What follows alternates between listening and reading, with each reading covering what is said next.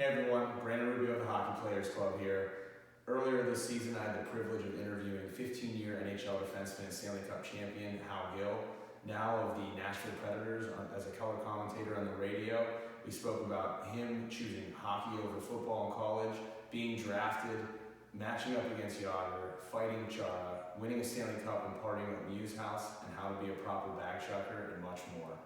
Please enjoy, and if you do, like and comment below, and make sure you subscribe to our channel. All right, man. Well, thanks so much, honestly, for joining us. Can't thank you enough. Before we get into your NHL career, I was just curious because I think Matt and I actually work with a lot of young hockey players. Did you grow up playing multiple sports, or did you just focus on hockey? Absolutely, I'm a firm believer in multiple sports. I played football, baseball, hockey. Growing up, I played whatever I could. Soccer, as anything. Give me a sport, and I'd try it out. You know what? Honestly, it's funny you bring that up because I was just talking to someone about it. I played baseball, and I sucked. I was brutal, and I shouldn't say I sucked because I was good, but compared to football and hockey, I was really good at football and hockey.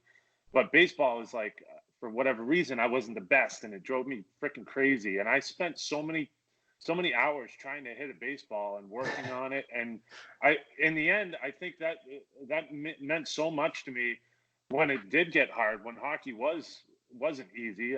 Like when I was a kid, I was like trying to carry it coast to coast.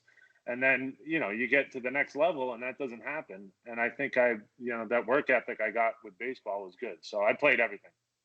Yeah, that's awesome. Long answer. No worries. We definitely tell a lot of our players to play a lot of sports. But at what point did you start focusing on hockey? Really college. I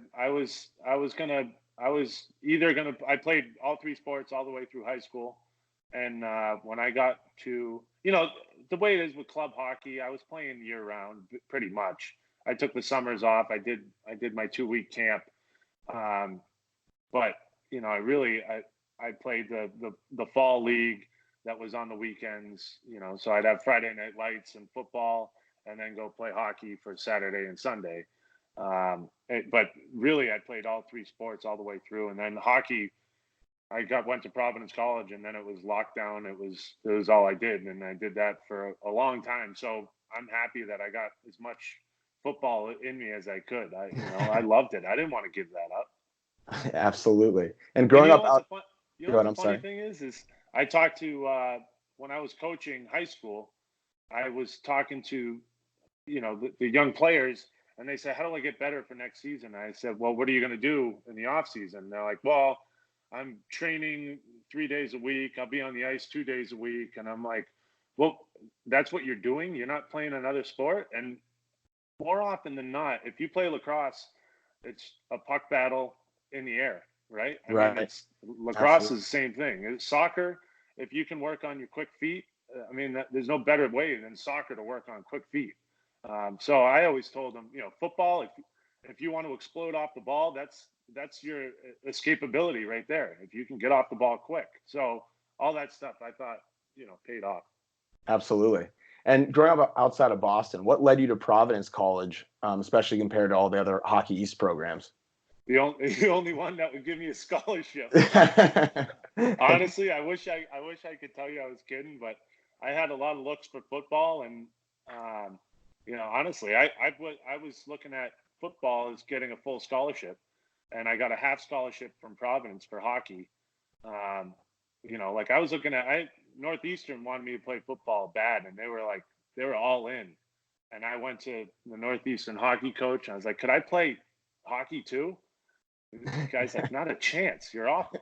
And so Providence took a chance on me and gave me a half scholarship. And I remember having a conversation with my father saying, what can I take a half scholarship? Are you going to be pissed? And he was like, "No, do whatever you want to do. Like, you got to go with what you want to do." So I thank him for letting me make that decision. And I ended up playing hockey.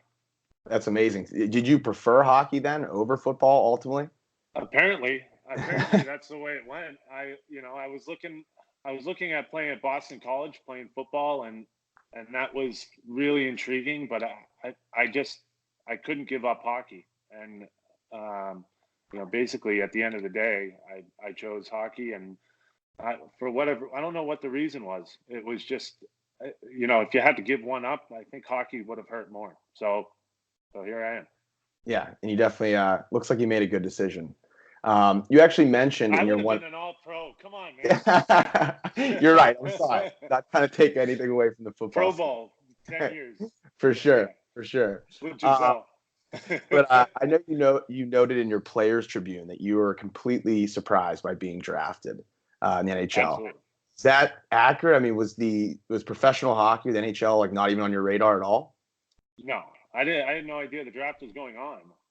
I know I had friends that I knew guys that had gone to the draft but I didn't know it was that weekend. I didn't know what was going on. I actually got a call, and I thought it was my buddy messing with me. It was so far off my radar. It was crazy. So it was to be drafted by the Bruins, being from Boston, was amazing, but I really didn't. I think it was better that way. I had no idea what it meant. What does that even mean? I'm drafted? I have to play for you guys now? How does this work? No, you're going to college, kid. Yeah, don't worry about it for a few years. Yeah, don't worry about it for a while. But yeah, I was completely caught off guard. Yeah, I mean, you were a hell of a steal, though. I mean, you're an 8th round pick, end up playing over 1,100 NHL games. I'm sure the GM doesn't regret that one. What was it like transitioning from Providence to the NHL? I mean, what was the most noticeable differences? The first one is going from having a cage on to having nothing in your face. Having grown up in Boston, you probably you didn't play junior hockey or anything where you wore a half or anything. I played. No, never. I played men's league in college, and of course, some guys stuck me in the face and knocked out a tooth, but that was really it. It was a no check league, but so I never played check hockey without a cage. And I had a guy coming down on me, and you know how you stand up on a guy, and I stood up ready to smoke him, and his helmet went right into my face. I was like, "Whoa, this sucks." You got to turn your head, and I didn't realize that. So, but other than that, the adding fighting, one of my first scrimmages, I turned around and someone slashed me in the back of the leg. I turned around to see who it was, and I had a fist in my face. It was like, whoa, this is real. This is happening. So, and then as far as the game goes, college was kind of helter skelter. It was, there's so many skilled players, but there's also just guys on, just coming up trying to work their way onto a team and battle. And so they're just coming 100 miles an hour trying to kill you. In the pro game, it was so much slower. I felt like it was so much more predictable. I think that kind of helped me out. It's like, the high end skill weren't just dumping it in and chasing. They were coming down trying to make plays. So I think the game was a lot better suited for me, as stupid as that sounds, because I wasn't fast, I wasn't skilled, but I could really anticipate what the play was going to be. So that ended up being probably my strongest point, is being smart and finding where the play is going and being there before. Right. I'm happy you noted the fighting aspect of it. I mean, clearly as a guy who's 6'7", I feel like there is an expectation that, you fill that certain role, especially at the time that you came into the league. How did you feel about that? Was that something that you embraced, to be the guy that, impose your will on some of the smaller guys? Or you know what? It was awesome in the fact that I could go out and, you're battling with a guy in the corner, and he sticks you and you stick him, and God, I want to punch this guy in the face. And then you can, it's like totally different, right? You're like, this is awesome. I mean, and you can finish the fight. And that's what I loved about it. What I hated about it is they have a goon over there, and I have no problem with him at all. And he's going to come over and elbow me in the ear, and then we're going to have to fight. And I hated that. It was, for I'd say 3 years, I was all in. I was an NHLer. I'm going to do whatever it takes. I'm going to fight. I'm going to, and I fought like some of the toughest guys in the game. I fought Joey Koser and lived to tell about it.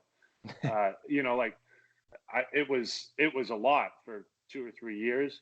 And then, I remember having a conversation with my agent. He's like, you need to have, if you can have 8 to 10 majors a year, that would be great for your contract. And I was like, okay. And, so I'm looking at guys in the lineup the day before, and then I'm going to fight this guy. I'm going to fight him. All right, I'm going to fight that guy. And all of a sudden I started losing sleep, and I had gut in my stomach as I'm going to bed. And I don't know if people realize how gut wrenching that is. And I'm not a fighter.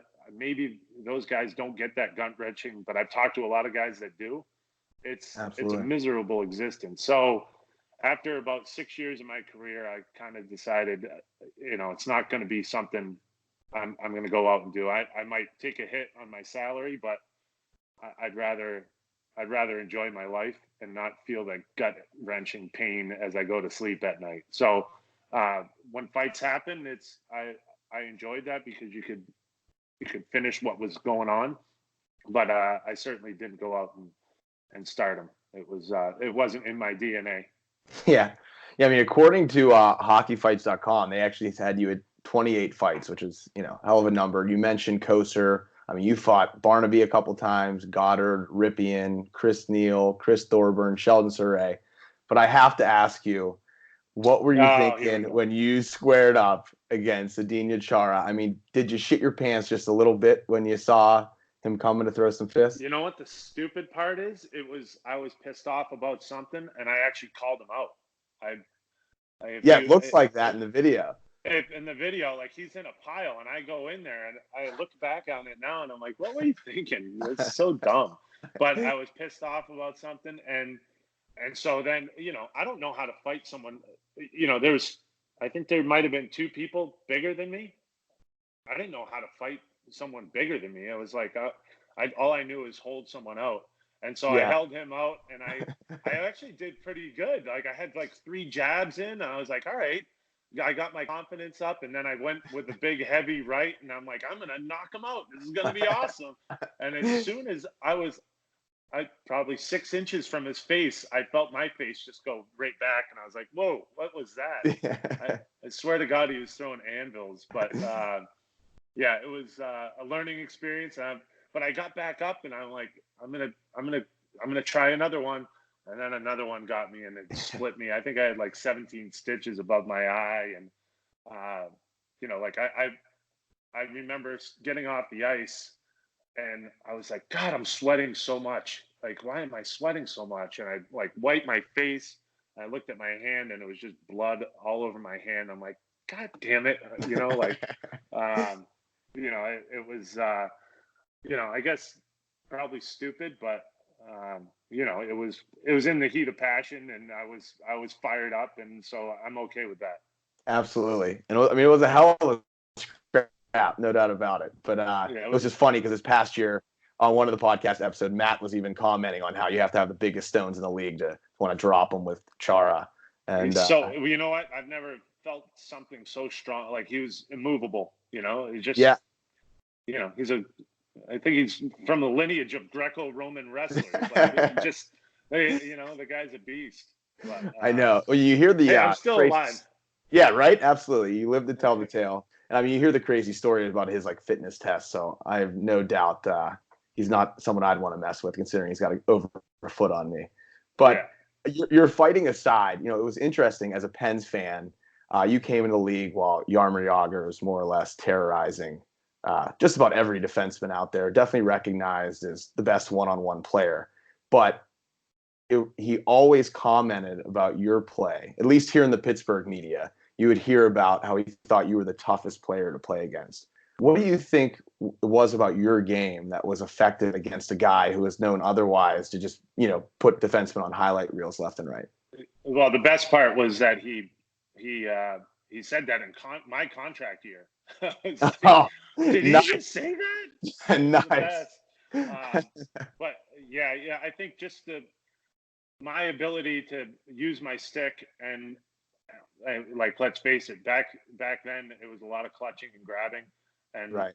I could have my stick active and give a grab and a pull and kind of keep them on edge with my other hand. So And then, he really fed off a guy going for a poke check.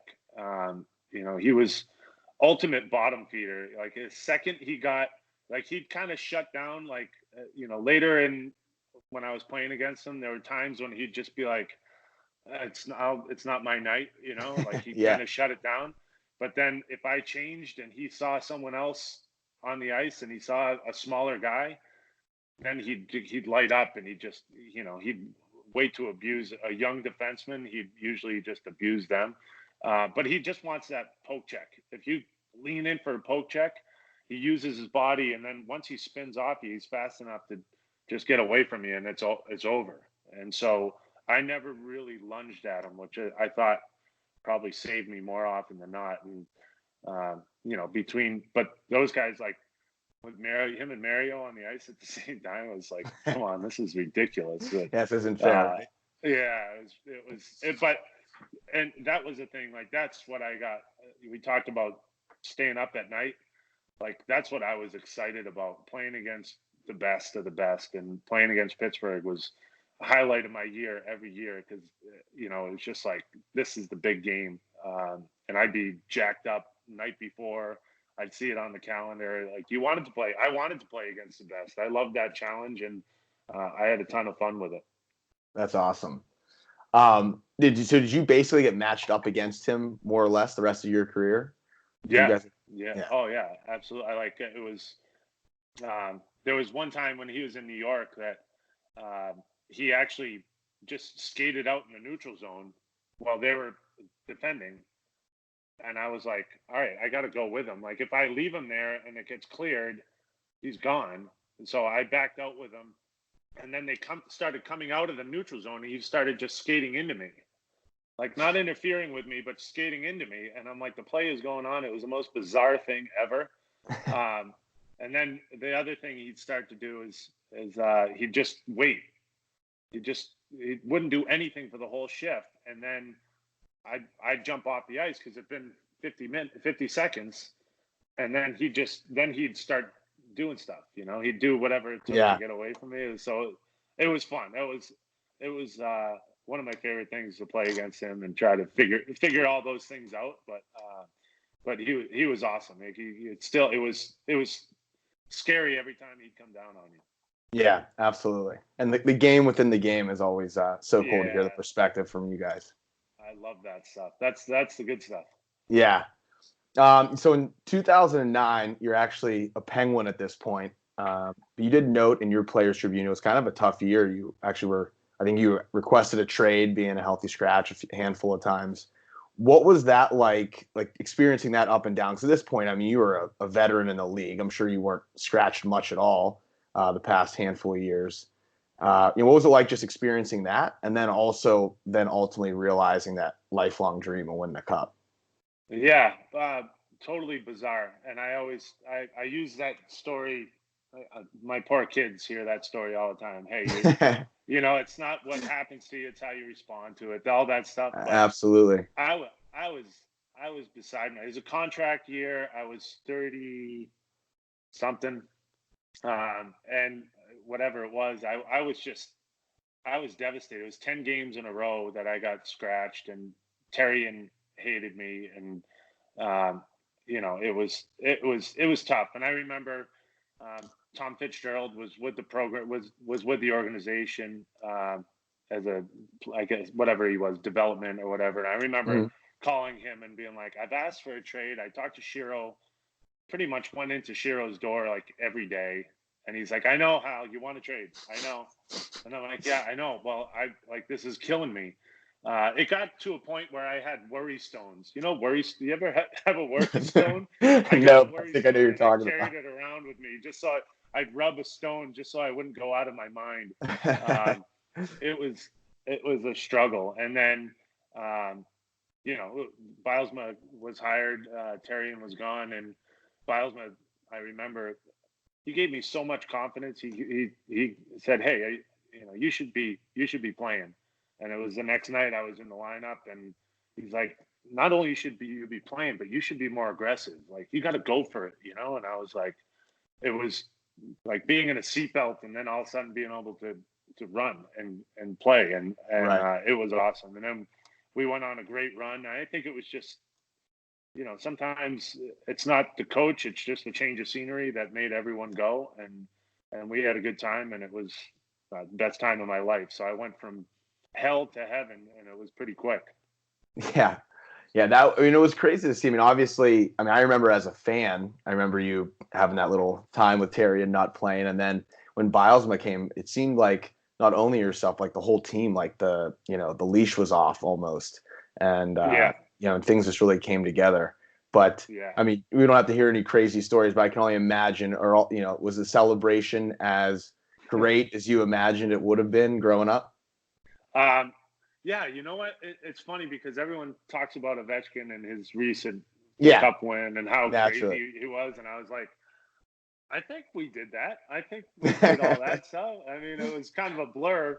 Right. But it was, one of the things like that stands out, we had gone for 3 or 4 days pretty hard in Pittsburgh. And not like I have to talk about like Mario Lemieux is like, not only is he first class, but like he gets it. Like we had a party.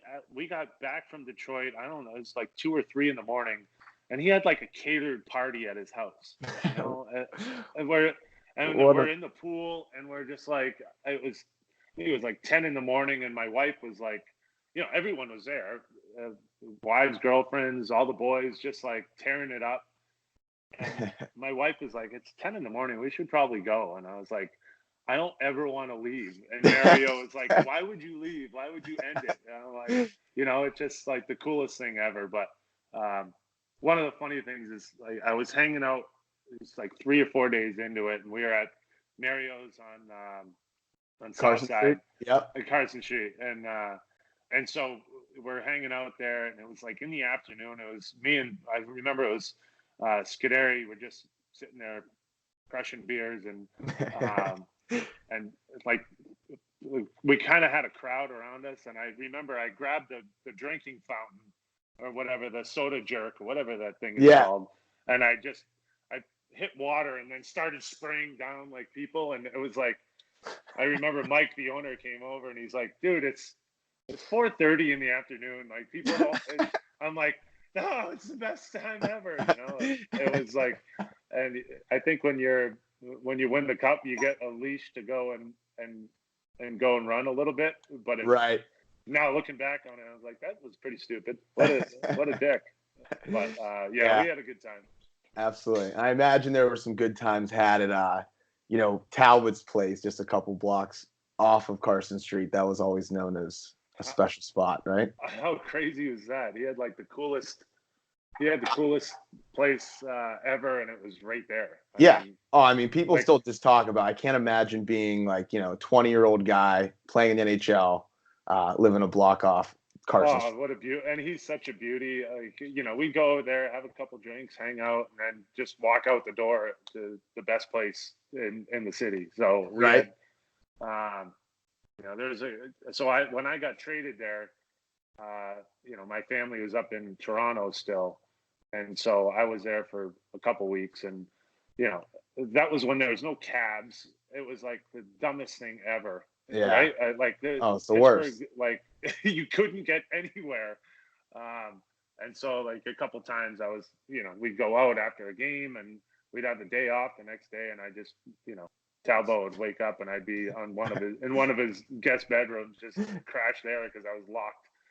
Naturally. I actually tried to make a trip. It was a funny story. I was on a city bus.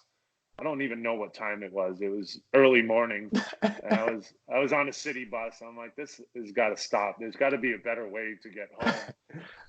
I just needed to get to the other side of the city.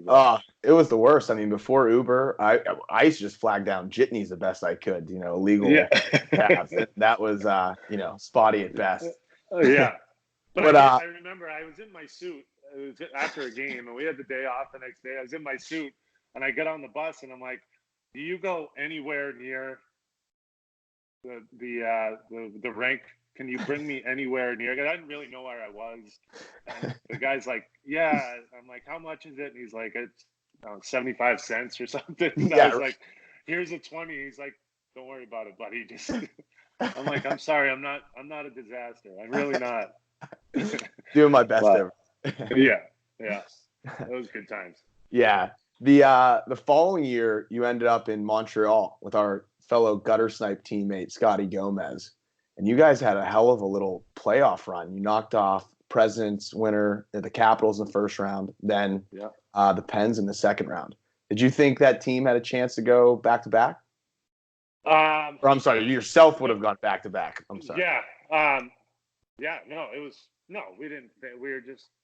It was funny because we were down against Washington. We were getting crushed, and I remember with Gomer, we all stood up in the locker room and like, this is stupid. Like, we had nothing to lose here. Let's just go, let it rip. And we had a lot of things that went well.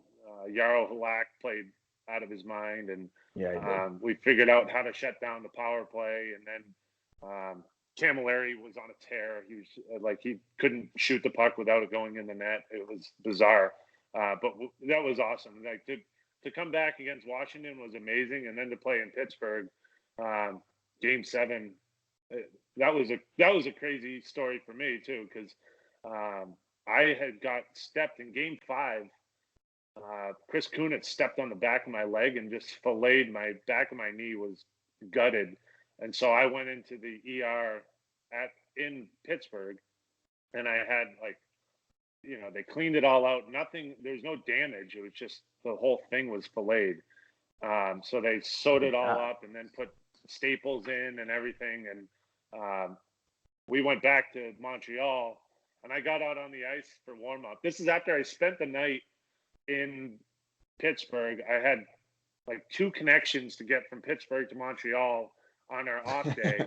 I had Chinese food for dinner that night. I got in late at night. I got up in the morning, went to morning skate, and I'm like, I went out there and I'm like, okay, I can stand up. And so they said, all right, don't test it anymore. Come back for the game. I went back for the game, and I remember I went to pivot and I just yard sailed in warm up, and my leg just gave out from underneath me, and I was like, I can't play in a Game 6 in Montreal right now. I can't do it. And right. I remember Kirk Muller was our assistant coach, and he's like, what do you mean you can't do it? I was like, I literally can't turn.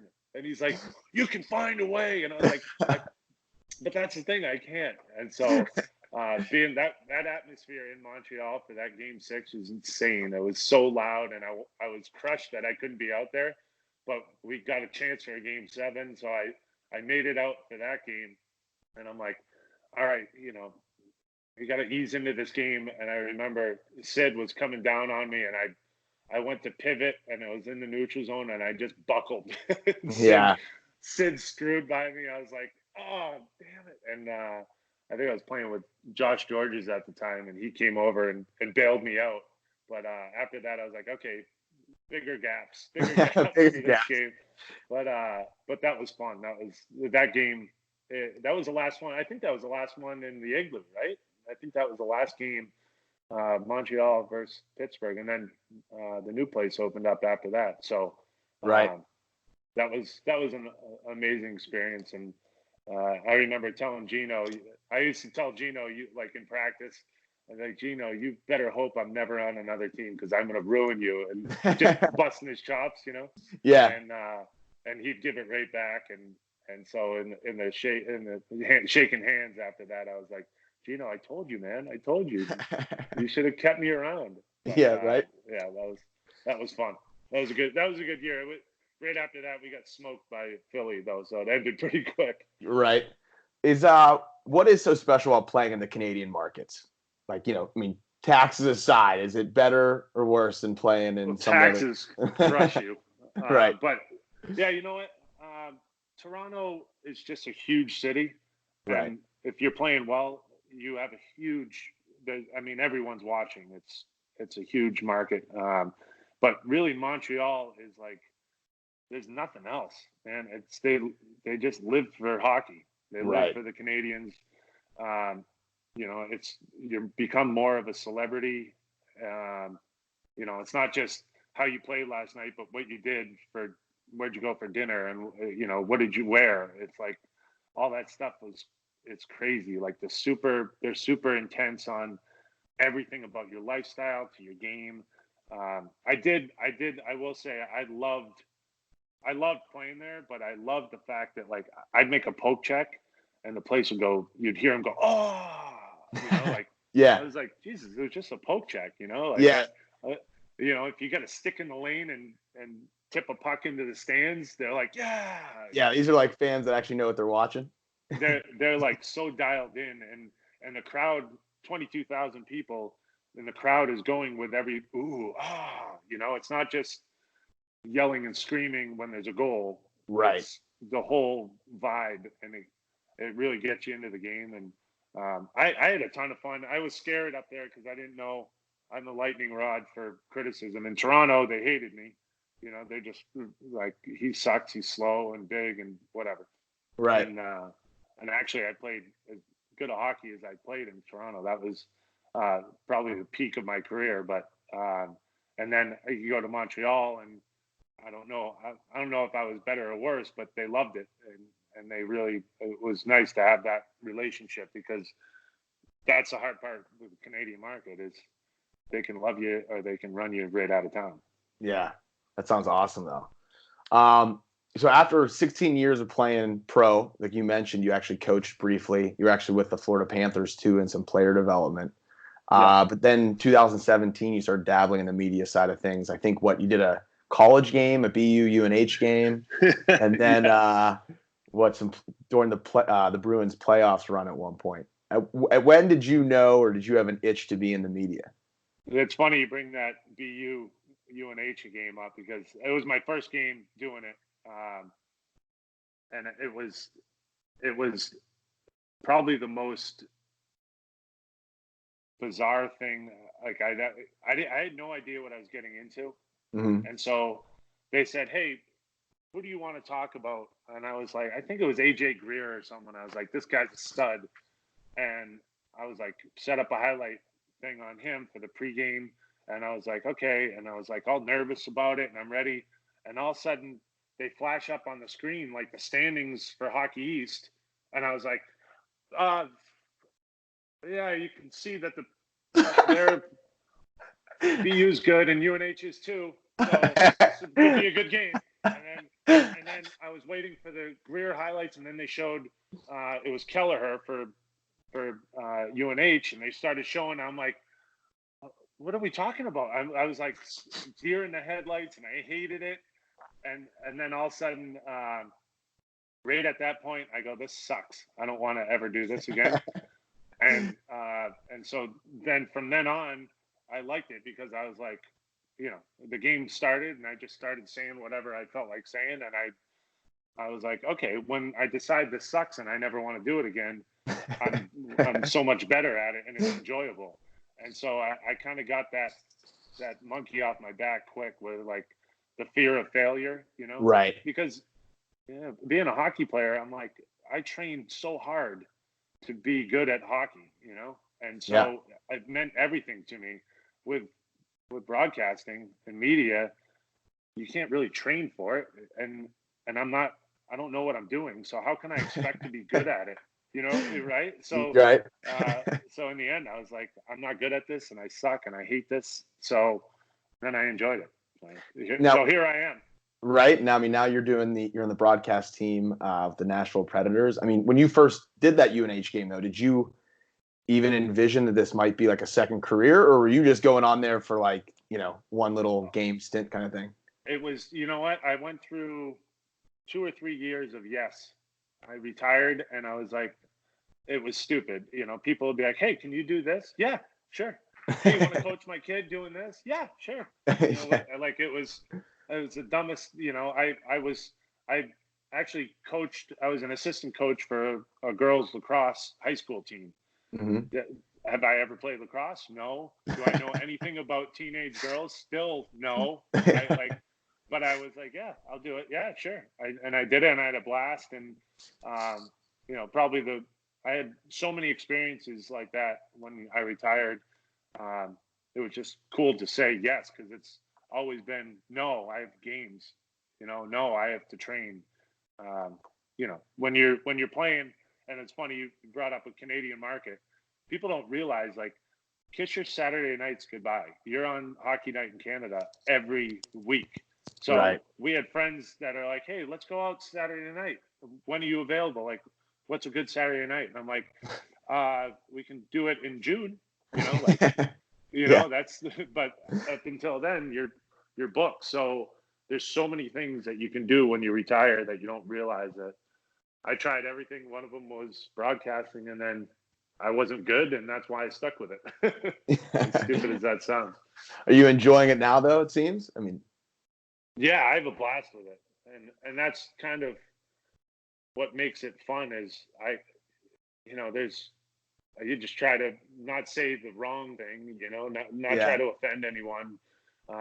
No F-bombs, so you're held back a little bit, but really I get to call the game and see what I see. And the more I do it, the more I realize that a lot of the average fan, and to be honest, a lot of the hockey guys that think they're seeing everything, I see something different. And so for sure, the response I've gotten is, I didn't realize that was like that. It could be as simple as, that was a longer shift than he needed. He was out there for 55 seconds and he should be cut down to 40 to 45. And people would be like, that's how long the shifts are, So I'm helping those people out, but then I'm also like, the power play has to move the puck quicker, as they're waiting for passing lanes to open up. And then I get into, defensive schemes on the penalty kill. And then even the hockey guys are like, oh, that's cool. I didn't know that. So that's kind of where I look at it now, is trying to share some of what I've learned over playing forever. So that's been fun. I'm having fun doing with it. It's like I crack jokes and like I have a good time. So it looks like you're having a blast. I know you and Chris Mason. Chris is on the TV color. Yeah. I know you're rocking the hat now. You guys fellow bag chuckers. So for our listeners who don't know, what is a bag chucker? A bag chucker is basically, I come from a long line of hockey players that were bag chuckers. It was one of my first trips. We got to Buffalo, and the guys were like, "Hey, we'll meet at the Buffalo House, which is right across the street. We'll meet there. Let's chuck our bags and go." And so I went back. I got in my hotel room, and I literally, I think I might have brushed my teeth or something. And I walk downstairs, and I'm looking around the lobby. No one's there. I walk across the street, and the whole team. This is 1997. The whole team is already there and drinking. Their beers are all over the table, wings everywhere. And I was like, I couldn't have spent more than 10 minutes in my room, and they already started having the best time. And I was like, I'm never going to miss this again. So from then on, it's literally, you get to your room, you open the door, you chuck your bag in there, and you go. So, we had fun. Mace, we were talking about it, and Mason's like, that would be awesome if you showed a video of that. So we started with one video. Chris Mason took the video of me in Montreal. And Montreal, of all places, probably the best bag chucker city ever. You want to get out there as fast as you can. So, he took video of it, and it kind of went viral on social media. And then we added a couple more videos, and we're having fun with it. And then, we made these hats, and we're selling them. We kind of ran out of stock, so we're deciding whether we should make some more and how we should do it. But we're having fun with it. We made a beer. We got a beer that I was gonna say I saw some beer taps. That's awesome. It's cool. Black Abbey is a brewery down here, and it's actually really good. It's like what kind? Like an IPA, but a little bit softer. It's because I drink IPAs, and Chris Mason drinks like a wheat beer, like a Blue Moon or something. Yeah. And so they kind of made a combination, and it's silky smooth and it's deadly. So it's like a 7. It's a 7.5%.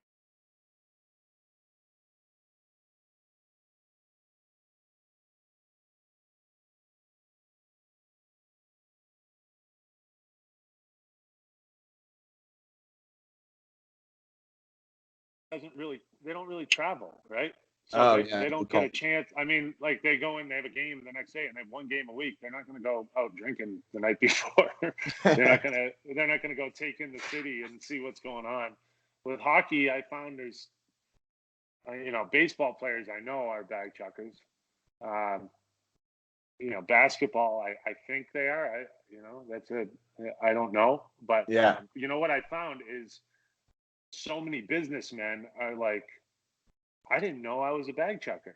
I talked to them, awesome. they're like, I was just in Des Moines, Iowa, and I could not wait to get to my hotel bar and have a drink. And I chucked my bags, and one of my buddies goes, "That's exactly what it's all about." Everyone knows that feeling. Like, day's over, I'm here, and I can chuck my bags. It's sets you free. And get her going. Well, I don't want to take up too much more of your time. I got some quick questions to run through. What do you think you'd be doing if hockey didn't pan out the way it did? Porn, bouncer, accountant? I was training. This is sad, but I was in school to be a math teacher, secondary math major with a secondary in education. So I would be a math teacher / coach. I would have liked to think I would have taken coaching and ran with it and put the teaching behind, but that's where I would have started off anyway. Most intimidating math teacher ever, for sure. I don't know if I could handle that. That would have been crazy. All right, I have 5 what I would call rapid fires for you. So I'm going to give you this or that. You kind of already answered the first one, unfortunately, but stout or IPA? IPA. Tyson or Ali? Oh, I know this is rapid fire. I didn't see Ali. I was right in Tyson's wheelhouse. All right. Shortest fights ever. So it was like, pay $50 at the door and watch 10 seconds of a fight. Yay! Oh, so I'll go Tyson. Fair enough. Absolutely. Montreal or Toronto? Montreal. Pie or cake? I'm not a dessert guy, but I love pie. That came out wrong. Yeah, right. Subban or Weber? That's a tough one. That's like, I know. I saved the best. They're both beasts. I know. I played with both of them. I can't choose that. That's like Sophie's choice there. That I can't roll over on either one of those guys. All right, just trying to get a controversial answer out of you. I know. It's all good. It's all good. I tried. Me, man. All right, last question for you, and I'll let you go. If you were still playing and you had one night off in one NHL city with 2 ex-teammates, any ex-teammates, they could have been on different teams. What NHL city and what 2 teammates and why? Oh man. NHL city, I'd go to Vancouver. Vancouver is unreal. Montreal is, it's either Montreal or Vancouver. I'd probably go Vancouver just because it's less familiar to me. And 2 teammates, I'm going with. What are we doing? Oh, that's up to you. This is your night off in an NHL city. I don't know. I have too many friends that I'd love to bring in. It's like, I guess what's the short list that comes to mind? Off night. Well, my boys, Raycroft, Andrew Raycroft would be there. Mike Knubel, Rob Scuderi. It's like, do we want to? Bugsy Malone was like, you always wanted him out. That's what I hear. That's a long list. I'd love to have, you brought up Shea Weber. He'd be a great guy to have there. Pekka Rinne. I have I had fun in too many different teams. It's tough. Rob DeMaio back from Steve Hines. I go back to my old Boston days. Those guys are fantastic. Ted Donato. That's a long list, man. How many teams do I have to get through? Josh Georges, Travis Moen. Hey, we're gonna have to have a tryout for these 2. I know. Can we set that up? Yeah, right. Set it up. We'll get. We should do that. You know what? I'm gonna set that up. We gotta do one city with 2 friends, and then I'm gonna try all the cities. All right, fair enough. I'll do it next year so I can get in Seattle too. Yeah, let me know what city I can come and officiate. Perfect. You're running it. What are you talking about? Yeah, right. Well, Skillsy, I can't thank you enough. Both know we shouldn't be allowed to hang out more than one weekend. We got our fill in the Sun Valley. I know. What a great weekend it was. No more schooners. No more schooners. I can't do it. But hey, truly, I can't thank you enough for taking the time. Honestly, it was just awesome. Yeah, thanks for having me. I appreciate it. And let me know when you want to do it again. Awesome. Thanks again, man.